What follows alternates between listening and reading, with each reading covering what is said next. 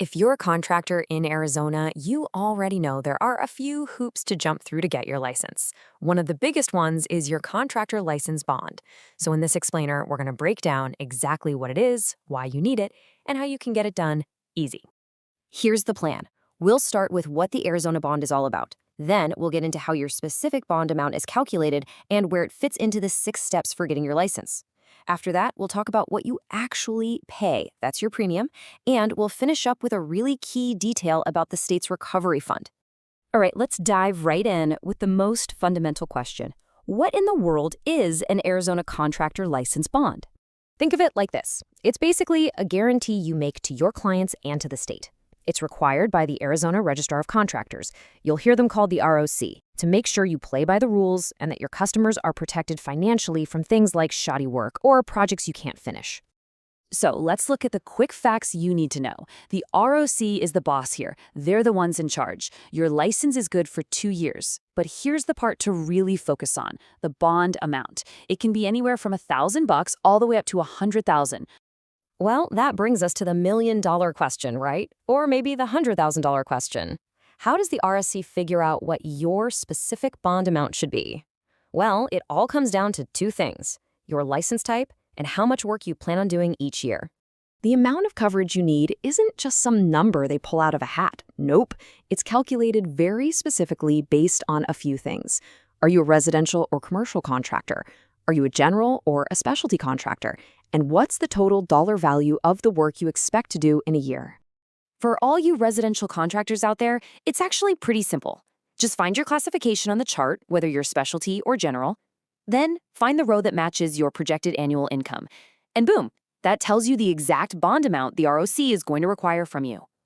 And for commercial contractors, it's pretty much the same idea. The numbers are just bigger. As you can see, the bond amount scales right alongside the size of your projects.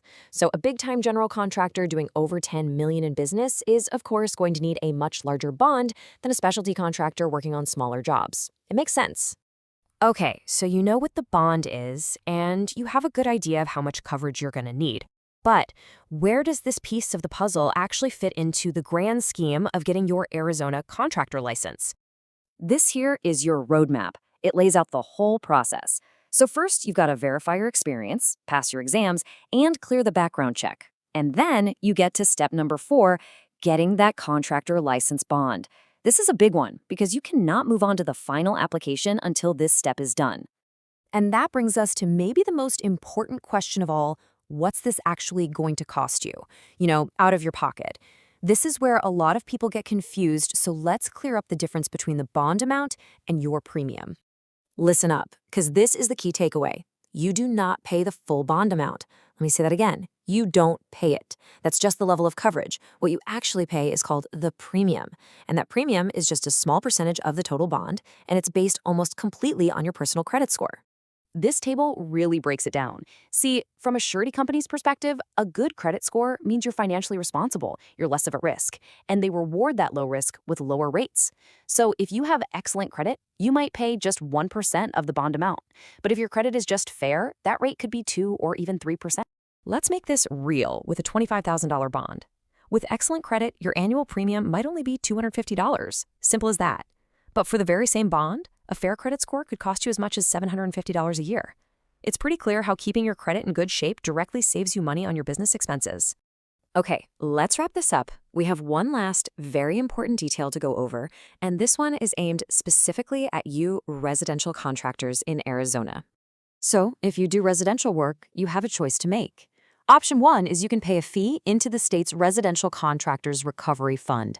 Option 2, you can post another, totally separate surety bond for $200,000.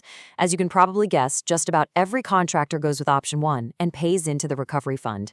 So let's bring it all home. Your contractor license bond, it's not just another piece of paper to file away. It's your key to running your business legally and professionally in the state of Arizona. And now that you understand how the bond amount is set, what drives your actual cost, and where it all fits in, you can tackle this step like a pro and get back to what you're great at, building. Get your surety bond quote in minutes at buysuretybonds.com.